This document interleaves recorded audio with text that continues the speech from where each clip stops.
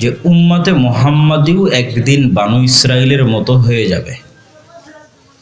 এই জন্য বানু ইসরাইলের ঘটনা দিয়ে কোরআন পরিপূর্ণ করা আছে, যেন যেই দিন উম্মতে মুহাম্মাদি বানু ইসরাইলের মতো হয়ে যাবে ওই দিন তারা মুক্তির রাস্তা এখান থেকে খুঁজে পায়। তাহলে বানু ইসরাইলের ঘটনা আগে থেকেই কোরআনে দেওয়া আছে উম্মতে মুহাম্মাদির জন্য, এই কারণে যে উম্মতে মুহাম্মাদি একদিন বানু ইসরাইলের মতো হয়ে যাবে।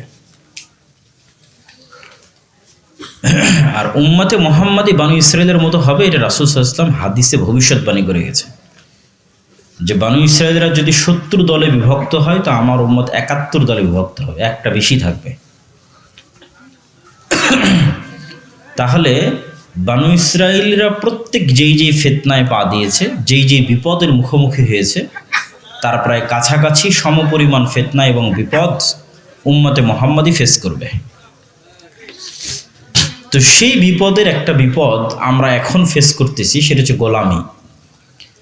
বানু ইসরাইলরা একটা বিপদ ফেস করেছিল, গোলামি, দাসত্ব। এটা ছিল ফেরাউনের গোলামি। এবং এই গোলামির সময়কাল ছিল ঐতিহাসিকদের মতামত অনুযায়ী ৩০০ থেকে ৪০০ বছর। শুরু ইউসুফ আলাইহিস সালামের মৃত্যুর পরে, শেষ মূসা আলাইহিস সালামের বিজয়ের পরে। তাহলে ইউসুফ আলাইহিস সালাম থেকে মূসা আলাইহিস সালাম পর্যন্ত প্রায় ৪০০ বছর বানু ইসরাইল ফেরাউনের গোলাম ছিল। আর বানু ইসরাইল এরা সবাই নবীদের সন্তান, ইউসুফ আলাইহিস সালাম এবং তার ১১ ভাইয়ের সন্তান, তারাই বানু ইসরাইল। ওয়াইজ ইসতাসকা মূসা লিকওমিহি ফাকুলনা যরিব বিআসাকাল হাজার ফানফাজারাত মিনহু ইসনাতা আশারাতা আইনা। যখন বানু ইসরাইলরা মূসা আলাইহিস সালামকে বলল যে মরুভূমিতে পানি কোথায় পাবো, তখন আমরা মূসাকে বললাম লাঠি দিয়ে পাথরে আঘাত করো। মূসা আলাইহিস সালাম লাঠি দিয়ে পাথরে আঘাত করলেন, তখন পাথর থেকে একটা নয় ১২টা ঝর্ণা বের হলো।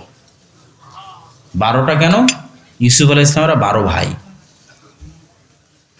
তাহলে এই যে মূসা আলাইহিস সালামের সাথে যারা আছে এরা ৪০০ বছর আগে ইউসুফ আলাইহিস সালাম আর তার ভাইয়েরা চলে গেছে, তাদের সন্তান।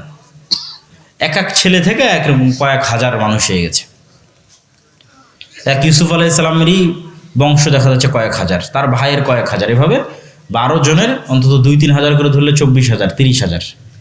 তাহলে ওই এক একটা ভাইয়ের সন্তানের জন্য এক একটা করে ঝর্ণা তৈরি হয়েছে। এবং মুফাসসিরিনে কেরাম বলছে যখন ফেরাউন ডুবে গেল এবং মূসা আলাইহিস সালামের লাঠির আঘাতে রাস্তা তৈরি হলো, তখনও ১২টা রাস্তা তৈরি হয়েছিল। এটার পক্ষে অনেক দলিল পাওয়া যায় যে ঝর্ণা যেমন ১২টা হয়েছিল, রাস্তা তেমন ১২টা। তো বোঝানোর উদ্দেশ্য হচ্ছে এরা নবীর সন্তান কিন্তু গোলাম হয়ে গেছিল, ফেরাউনের গোলাম। এবং এইরকম নিকৃষ্ট ভয়াবহ গোলামি পৃথিবীতে আর অতীতে কোনো দিন যায়নি, পরেও এখন পর্যন্ত আর আসেনি। ইউযাব্বিহুনা আবনাকুম ওয়া ইস্তাহইউনা নিসাআকুম ওয়া ফি যালিকুম বালাউম মির রাব্বিকুম আযীম। স্মরণ করো সেই দিনের কথা যেই দিন ফেরাউন তোমাদের ছেলে সন্তানদের জবাই করত এবং মেয়ে সন্তানদের বাঁচিয়ে রাখত। এরকম ভয়াবহ জুলম, ভয়াবহ গোলামি পৃথিবীতে আগেও কোনোদিন আসেনি, পরেও আসেনি। তা আমরা বলছি উম্মতে মুহাম্মাদির সমস্যা হচ্ছে এখন তারা গোলামির জীবন যাপন করছে। উম্মতে মুহাম্মাদির গোলামির জীবন শুরু হয়েছে কোথায় থেকে? ইউরোপীয় উপনিবেশ হচ্ছে মুসলমানদের গোলামি। তাহলে আমরা বাংলাদেশিরা যদি গণনা করি যে আমরা কতদিন থেকে গোলাম, ভারত, পাকিস্তান, বাংলাদেশি, তাহলে আমরা গোলাম হচ্ছে ১৭৫৭ থেকে।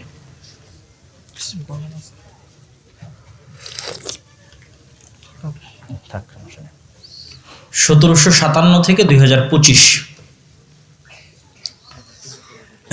প্রায় ওই দিকে ১৯৪৭ পর্যন্ত ১৯০ বছর, আর এদিকে প্রায় ৭০ বছর, প্রায় ২৫০ বছর। যদিও ১৯৪৭-এ আমরা বলছি যে আমরা গোলামি থেকে আজাদি পেয়েছি, কিন্তু তবুও এটা পূর্ণাঙ্গ আজাদি নয়। যে আজাদির স্বপ্ন শাহ ইসমাইল দেখেছিলেন, যে আজাদির স্বপ্ন সৈয়দ আহমদ বেরেলভি দেখেছিলেন, এটা পূর্ণাঙ্গ নয়, এটা খণ্ডিত এবং ভগ্নাংশ। দুইটা কারণে পূর্ণাঙ্গ নয়। কেন দুইটা কারণে পূর্ণাঙ্গ নয়? নাম্বার ১, ইউরোপীয় উপনিবেশের নামকা অস্তে অবসান হয়েছে, ব্রিটিশরা নামকা অস্তে চলে গেছে, কিন্তু রাষ্ট্রের কাঠামো রাষ্ট্রের সিস্টেম, আইন, মূলনীতি, সংবিধান, পদ্ধতি, কোর্ট, শিক্ষা ব্যবস্থা, অল এভরিথিং সব কিছু ব্রিটিশ।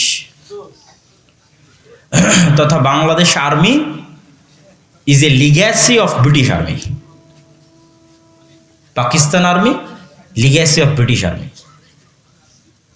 এই বাংলাদেশ আর্মি আগে ছিল পাকিস্তান আর্মি, ওই Pakistan army part of Indian army, Indian army is a part of British army. তাহলে বাংলাদেশ আর্মিতে যা নিয়মকানুন আছে সব ব্রিটিশ আর্মির নিয়মকানুন। শেষ। বাংলাদেশের কোর্ট কাচারিতে যা নিয়মকানুন আছে সব ব্রিটিশদের সময় রেখে যাওয়া কোর্ট কাচারির নিয়মকানুন। তাহলে দুইটা কারণে এটা পূর্ণাঙ্গ আজাদি নয়। এক, পুরো সিস্টেমটা ব্রিটিশদের থেকে গেছে। দুই, 1757-তে যখন আমরা 23শে জুন ব্রিটিশদের কাছে ক্ষমতা হারিয়েছি, তখন ক্ষমতা হারিয়েছি পুরো ভারতের, মানে মুসলমানদের হাতে তখন ছিল পুরো ভারত। বাদশাহ আলমগীর শেষ মুঘল বাদশাহ, কাবুল থেকে নিয়ে আরাকান পর্যন্ত একচ্ছত্র আধিপত্য মুসলমানদের। তাহলে যতক্ষণ পর্যন্ত পুনরায় মুসলমানদের অখণ্ড ভারত প্রতিষ্ঠিত না হয়েছে, ততক্ষণ পর্যন্ত পূর্ণাঙ্গ স্বাধীনতা অর্জিত হয়নি।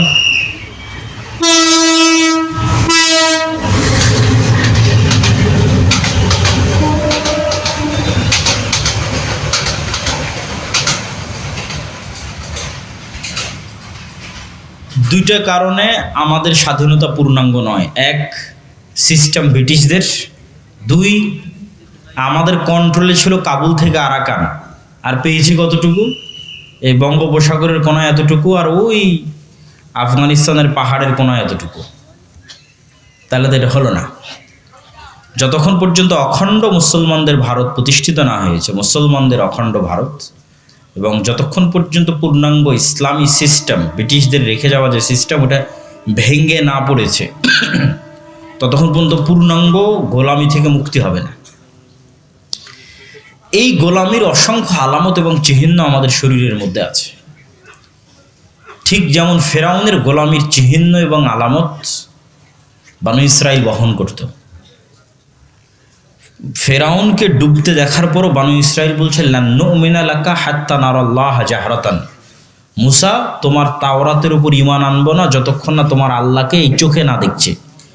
ফেরাউনের মতো বাদশাকে পানিতে ডুবতে দেখার পর, সমুদ্রের মধ্যে রাস্তা তৈরি হওয়ার পর কে বলতে পারে যে আল্লাহকে চোখে দেখা লাগবে? এর চেয়ে বড় আল্লাহর নিদর্শন কি হতে পারে? তাহলে এরা কি পরিমাণ 2 নম্বর কওমে পরিণত হয়ে গেছিল গোলামি করতে করতে, যে নবীকে বলতেছে আল্লাহকে চোখে দেখতে হবে। শুধু তাই না, ওদের জন্য জান্নাত থেকে খাবার আসতো, মান্না এবং সালওয়া। সেখানে তারা বলতেছে নবীকে লান নাসবিরা আলা তুআমিন ওয়াহিদ ফাদউ লানা রাব্বাক। এই এক খাবার প্রত্যেকদিন ভালো লাগে না, নাউজুবিল্লাহ। জান্নাত থেকে যে খাবার আসতো, যে মাশরুম আসতো, সেই মাশরুমের 1 কেজির দাম এখন 4 থেকে 5 লক্ষ টাকা। পৃথিবীর সবচেয়ে উন্নত প্রজাতির মাশরুম জান্নাত থেকে আসতো, যেটার 1 কেজির বর্তমান বাজার মূল্য 4 থেকে 5 লক্ষ টাকা। সেই মাশরুম আর সেই পাখির গোস্তকে তারা বলতেছে এই এক খাবার ভালো লাগে না। তোমরা বল ঠিক আছে, তাহলে যুদ্ধ করে জেরুজালেম বিজয় করো। তখন তারা বলল ইজহাব আনতা ওয়া রাব্বুকা ফাকাতিলা, মুসা তুমি আর তোমার আল্লাহ গিয়ে যুদ্ধ করো, আমরা পারবো না। লান নাদখুলা ফিহা হাত্তা ইয়াখরুজু মিনহা ইন্না ফিহা কওমান জাব্বারিন, বলে এখানে অত্যন্ত প্রতাপশালী বিশাল দেহের অধিকারী মানুষেরা বসবাস করে। এরা যতক্ষণ এই শহরে আছে আমরা ঢুকবো না, এই শহরে যুদ্ধ করতে পারবো না এদের সাথে। 40 বছরের আযাব আসলো। তারপরে ইউশা বিন নুনের মাধ্যমে, লম্বা ঘটনা, এটাতে যাবো না, ইউশা বিন নুনের মাধ্যমে বিজয় হলো। তো জেরুজালেম যখন বিজয় হলো তখন আল্লাহ আদেশ দিল, দেখো এত তোমাদের ধোঁকাবাজির পর, এত 2 নম্বরই করার পর, তারপরও তোমাদের আমি ক্ষমা করে দিলাম। ক্ষমা করে দিয়ে সূর্যকে থামিয়ে দিয়ে জেরুজালেম বিজয় করে দিলাম। এখন অন্তত আল্লাহর শুকরিয়া স্বরূপ এই জেরুজালেমে প্রবেশের সময় মাথা নত করে প্রবেশ করো, সিজদা অবস্থায় প্রবেশ করো, আর মুখে বলো হিত্তাতুন। হিব্রু ভাষায় হিত্তাতুন মানে আস্তাগফিরুল্লাহ। মুখে বলতে থাকো আস্তাগফিরুল্লাহ, আর নত মাথায় প্রবেশ করো। মুহাম্মদ সাল্লাল্লাহু আলাইহি ওয়াসাল্লাম যেদিন মক্কা বিজয় করবেন, ওই দিন উনি প্ল্যান করে পরিকল্পনা করে। মক্কার অলিগলি ওনার চেনা, 40 বছর মক্কায় কাটিয়েছেন, জন্ম, বংশ, শৈশব, কৈশোর সব মক্কা। শরীফপুরের যেমন অলিগলি আপনার চেনা। তো মুহাম্মদ ইসলাম মক্কার যেই দিক থেকে কাবায় গেলে উঁচু দিক থেকে নামা হবে, মক্কা বিজয়ের দিন তিনি ওই গলি চয়েস করেছেন। কেন? তাহলে উঁচু দিক থেকে নামলে বাহনের মাথাও থাকবে নিচু, আর উনি যেই উঠে বসে থাকবে ওনারও মাথা অটোমেটিক নিচু হবে। নিচু হতে হতে ওনার মাথা একদম সামনের যে বাহনের যে রাহাল থাকে ওইটাতে লেগে গেছে, আর উনি মুখে আল্লাহ সুবহানাহু ওয়া তাআলার তাসবিহ পাঠ করতেছে। কেন? এই আদেশ জেরুজালেম বিজয়ের সময় বানু ইসরায়েলকে দেওয়া হয়েছিল। তো বানু ইসরায়েল কি করেছিল? বানু ইসরায়েল মাথা আগে না দিয়ে মাথা এরকম করে পিছন আগে দিয়েছিল, আর মুখে হিত্তাতুন উচ্চারণ না করে করেছিল হিনতাতুন। হিনতাতুন মানে গমের দানা। অথচ যারা নবীদের সন্তান, দাউদ আলাইহিসসালাতু ওয়াসসালামের যুগে আল্লাহ বলল, দেখো দাউদের কোরআন, দাউদের জাবুর সব মাছেরা বুঝতে পারে। শনিবারের দিন এই মাছগুলো দাউদের তেলাওয়াত শোনার জন্য আসে, এদেরকে তোমরা শিকার করিও না। এরা বলল, ঠিক আছে, শনিবারের দিন শিকার করব না। মাছগুলোকে এইভাবে বেড়া দিয়ে বানা দিয়ে আটকে রেখে দিল, ধরলো না। ওই মাছগুলোকে রেখে দিল, দিয়ে রবিবারের দিন ধরে বলছে, কই আমরা তো শনিবারে ধরিনি। মাছ কিন্তু ঠিকই আটকে রেখে দিয়েছে। দিয়ে রবিবারের দিন ধরে বলতেছে, আমরা কোন বারে ধরিনি? শনিবারে ধরিনি। এই যে 2 নম্বরই বুদ্ধি, এগুলো ওরা কোথায় পেল? ধোঁকাবাজি, দুর্নীতি বাঙালিদের মতো কই শিখল? ফেরাউনের 300 বছর গোলামিতে শিখেছে। গোলামি মানুষকে মিথ্যা বলতে বাধ্য করে। যখন আমি গোলাম, আমার রুজি রুটির ব্যবস্থা নাই, তখন আমি একটা টাকার জন্য মিথ্যা বলবো, একটা রুটি নিয়ে কাড়াকাড়ি করব, একটা রুটির জন্য আরেকজনকে হত্যা করব। এটা গোলাম থাকলে ন্যাচার এরকম হয়ে যায়। এই জন্য মুসা আলাইহিস সালামকে আল্লাহ গোলাম অবস্থায় বড় না করে ফেরাউনের বাড়িতে বড় করেছে। এই জন্য মুসা আলাইহিস সালামের মানসিকতা আর বানু ইসরায়েলের মানসিকতা মিলত না। এরা গোলাম, কেন? এদের জীবন এভাবেই পার হয়েছে। আর মুসা আলাইহিস সালাম প্রিন্স অবস্থায়, রাজপুত্র অবস্থায় ফেরাউনের বাড়িতে বড় হয়েছে। তো ওনার মধ্যে গোলামির মানসিকতা নাই। ফলত মুসা আলাইহিস সালামের মানসিকতার সাথে বানু ইসরায়েলের মানসিকতা মিলে না। মুসা আলাইহিস সালাম শেষ পর্যন্ত আল্লাহকে বলল, আল্লাহ এই কওমের দায়িত্ব আমি নিতে পারবো না, আমাকে উঠিয়ে নিয়ে যান। তো আমাদের মূল আলোচনার বিষয়বস্তু ছিল যে গোলামির চিহ্ন। গোলামি মানুষের চরিত্র, নেচার পরিবর্তন করে দেয়। গোলামি মে বাদাল জাতি হে কওম কা জমির, আল্লামা ইকবাল বলেছে। তো আমরাও সেটার আলামত এবং চিহ্ন বহন করতেছি।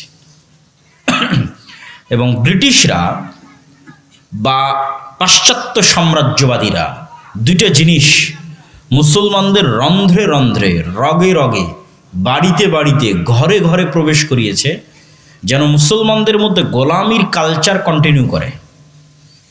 গোলামির কালচার মানে ধোঁকাবাজি, দুর্নীতি, মিথ্যা, এটার কালচার। সেটার একটা হচ্ছে গণতন্ত্র। গণতান্ত্রিক সিস্টেম এত নিকৃষ্ট যে এখানে এক দলের একজন পদপ্রার্থী আর এক দলের বিরুদ্ধে তো মিথ্যা বলবে, একই দলের মনোনয়ন প্রার্থী একই আসনের 10 জন, এদের প্রত্যেককেই মনোনয়নটা নেওয়ার জন্য লিয়াজু করতে হয়, লবিং করতে হয়, টাকার লেনদেন করতে হয়, আর একজনের নামে দুর্নাম করতে হয়। এই যে লবিং, লিয়াজু, টাকার লেনদেন, আরেকজনের নামে দুর্নাম, এই প্রত্যেকটা পদক্ষেপের সাথে মিথ্যা জড়িত আছে। তাহলে এই মিথ্যার কালচারের মধ্যে দিয়ে গিয়ে তাকে মনোনয়ন নিতে হচ্ছে। তাহলে মিথ্যার কালচারের মধ্যে থেকে মনোনয়ন নিলে, এবার মনোনয়ন নেওয়ার পর যখন হলফনামা জমা দিচ্ছে, হলফনামায় সম্পদের বিবরণের প্রত্যেকটা তথ্য মিথ্যা। তাহলে পুরো সিস্টেমটা দাঁড়িয়ে আছে মিথ্যার উপর। তাহলে এই মিথ্যার সিস্টেমের মধ্যে, এই ধোঁকা এবং 2 নম্বরই রাস্তার সিস্টেমের মধ্যে এমপি নির্বাচিত হয়ে আসুক আর মন্ত্রী নির্বাচিত হয়ে আসুক, আপনাদের কাছে সে যত বড়ই নেতা হোক, কোরআন এবং হাদিসের দৃষ্টিতে, আল্লাহর দৃষ্টিতে সে গোলাম।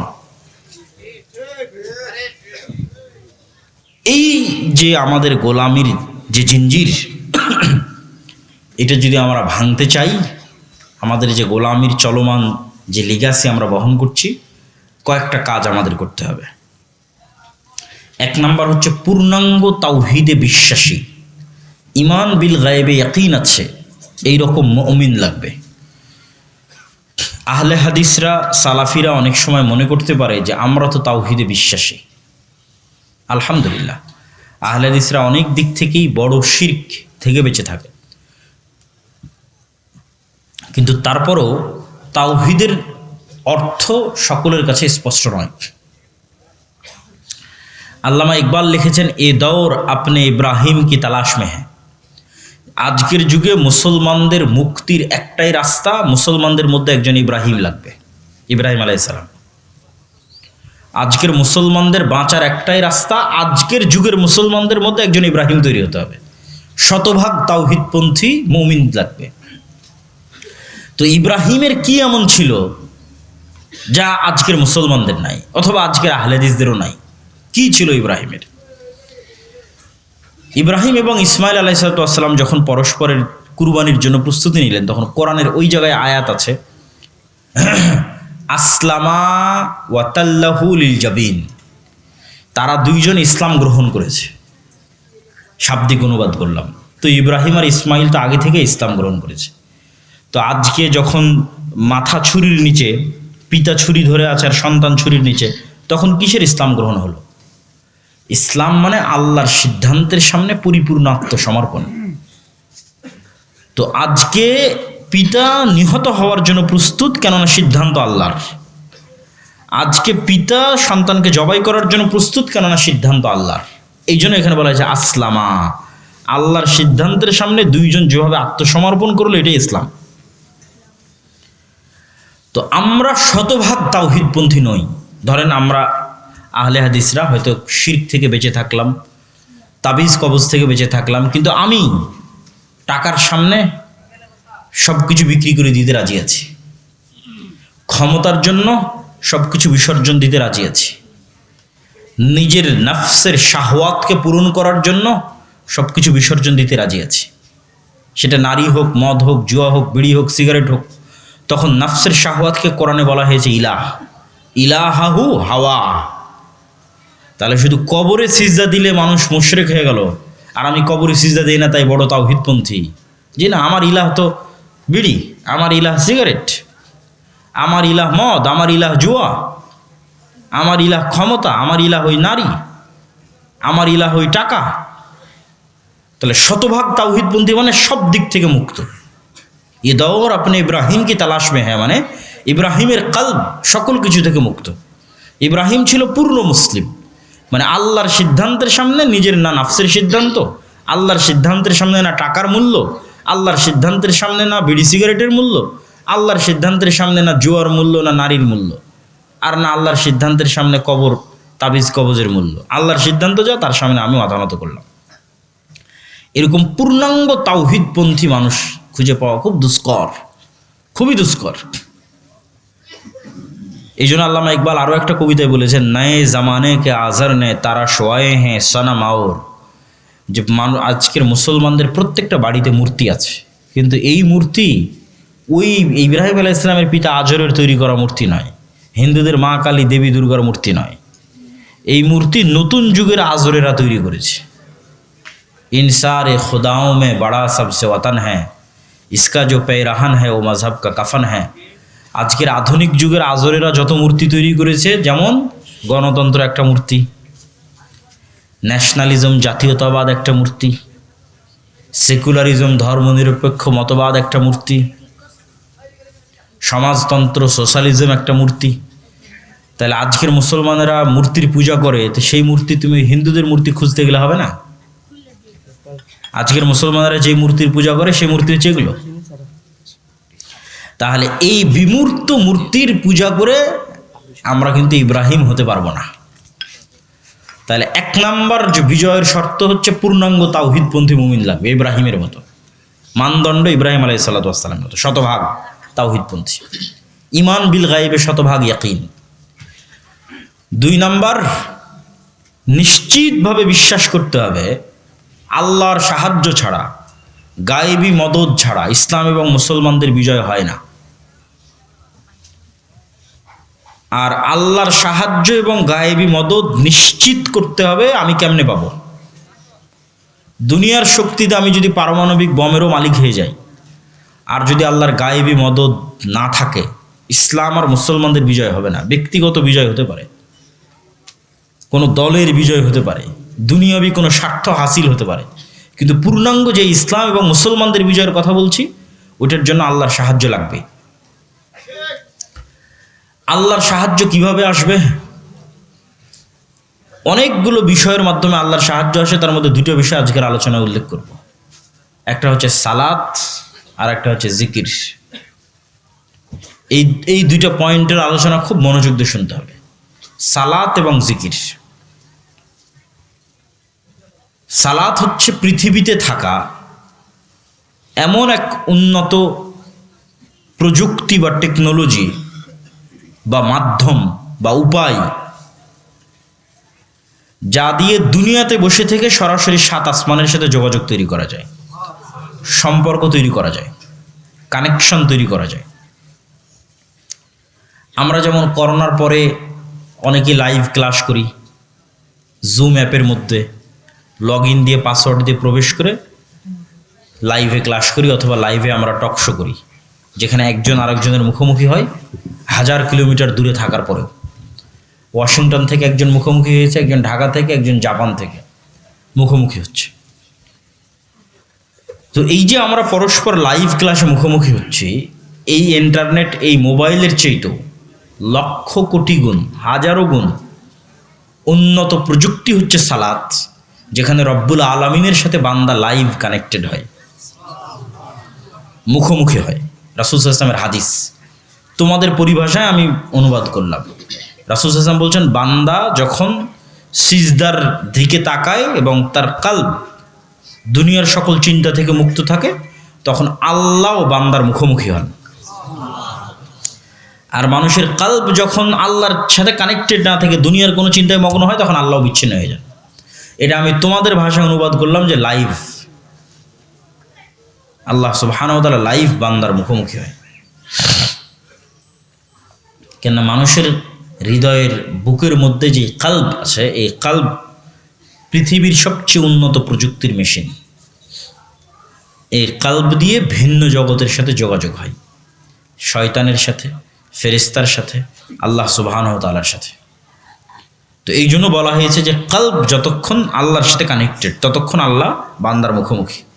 কালব যখন দুনিয়ার চিন্তায় মগ্ন, তখন আল্লাহ সুবহানাহু ওয়া তাআলার সাথে যোগাযোগ বিচ্ছিন্ন।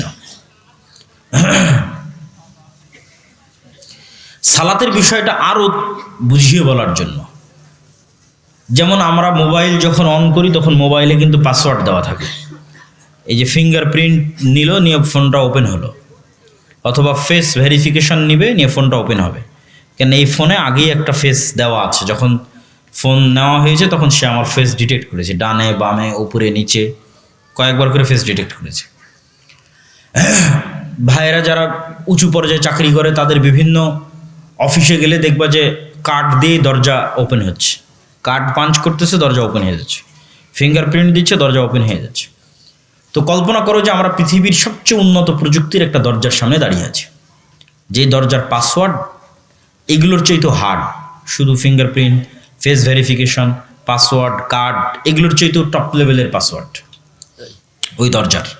কেন ওই দরজাটাই এত উন্নত প্রযুক্তির যে ওখানে এত ভ্যারাইটিস টাইপ অফ পাসওয়ার্ড সংযুক্ত করা সম্ভব। সেটা কি? আমরা একটা দরজার সামনে দাঁড়িয়ে আছি, সেই দরজাটাই পাসওয়ার্ড কাজ করবে না নির্ধারিত সময় ছাড়া, অ্যাক্টিভ হবে না। তাহলে নির্ধারিত সময় উপস্থিত হতে হবে। ওই দরজার মধ্যে মনে করো, যেমন আমার মোবাইলে যেমন ফেস ভেরিফিকেশন দেওয়া আছে, ওই দরজার মধ্যে বিভিন্ন পিকচার সেট করা আছে। আমি যখন ওই পিকচারের অনুকরণ করব, যেই পিকচার ওখানে সেট করা আছে, তখন রিসিভ করবে যে হ্যাঁ মিলতেছে। তো ধরো ওখানে একটা পিকচার সেট করা আছে, এইভাবে দাঁড়িয়ে আছে, রুকুতে গেলাম, সিজদায় গেলাম, এই পিকচারগুলো আগে থেকেই দরজায় সেট করা আছে। আমিও সেম ওই রকম করতেছি, মিলতেছে পিকচারের সাথে। পাশাপাশি ওই প্রতিটা ফরম্যাটে একটা করে আওয়াজ দেওয়া আছে, যে আওয়াজটা ওখানে আগে থেকেই সেট করা আছে। আমিও সেম ওই আওয়াজটা উচ্চারণ করতেছি, যে এই ফরম্যাটের আওয়াজ হচ্ছে আলহামদুলিল্লাহ রাব্বিল আলামিন আর রহমানির রহিম, রুকুর ফরম্যাটের আওয়াজ হচ্ছে সুবহান রাব্বিল আযীম। তাহলে নির্ধারিত সময়ে, নির্ধারিত ফরম্যাটে, নির্ধারিত আওয়াজ যখন মিলে গেছে, তখন দরজাটা খুলে গেছে। এটা এমনি কল্পনার জগতে এমনি একটা উদাহরণ দিলাম, কিন্তু বাস্তবতা কি? বাস্তবতা হচ্ছে সালাত এর চেয়েতেও বড়, এর চেয়েতেও উন্নত এবং টপ লেভেলের। আল্লাহ সুবহানাহু তাআলার সাথে যোগাযোগের যে বন্ধ দরজা আছে, আল্লাহ সুবহানাহু তাআলার সাহায্য পাওয়ার যে বন্ধ দরজা আছে, সেই বন্ধ দরজা উন্মুক্ত হয়ে যাবে, আল্লাহর সাথে যোগাযোগের সেই বন্ধ দরজা খুলে যাবে। সেই মাধ্যম হচ্ছে, সেই উপায় হচ্ছে সালাত। আরও উন্নত, আরও টপ লেভেলের, যেখানে সরাসরি আল্লাহ সুবহানাহু তাআলার সাথে যোগাযোগ তৈরি হয়।